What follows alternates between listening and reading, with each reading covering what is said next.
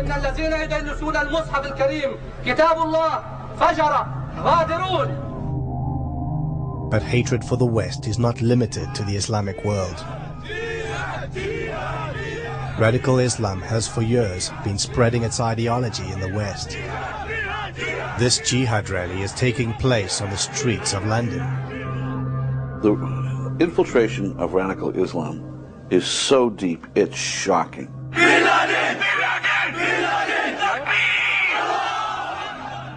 And everyone's in denial about it.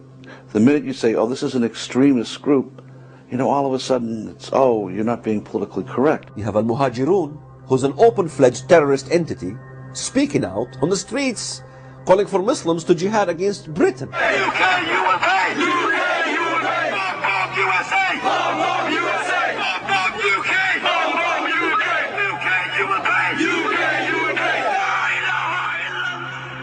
We've been infiltrated by people who want the Quran to replace our constitution. أنا رحت سنة 95 لقيت خطب بتقول إن هم منطلقين للبيت الأبيض خلاص من المساجد، من بعض المساجد.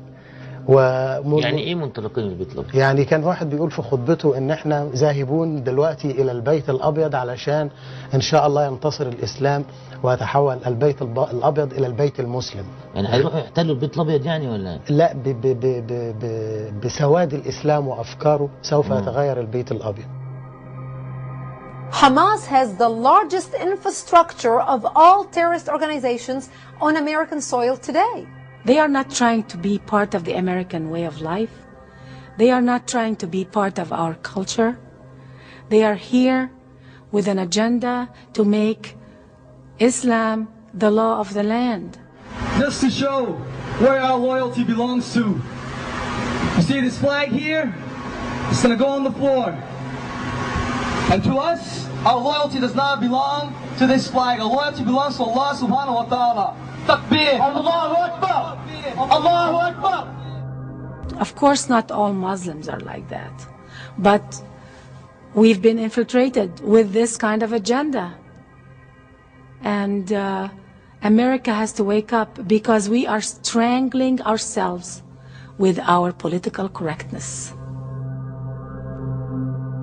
There is tremendous deception in terms of saying one thing publicly and another thing privately. Yasser Arafat obviously was the master of this dual agenda in terms of openly supporting pluralism or nonviolence or condemning terrorism. I condemn completely these terrorist activities. And then secretly or behind closed doors supporting it.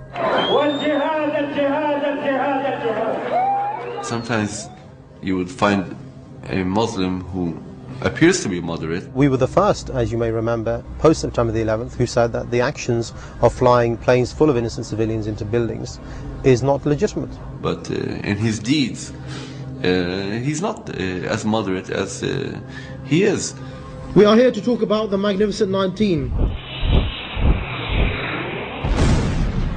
Those who 2 years ago today split the world into two camps, into the camp of Islam and the camp of non-Islam or kufr.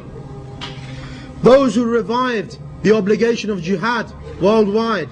The Magnificent 19, they were praising the hijackers, celebrating the attacks on New York.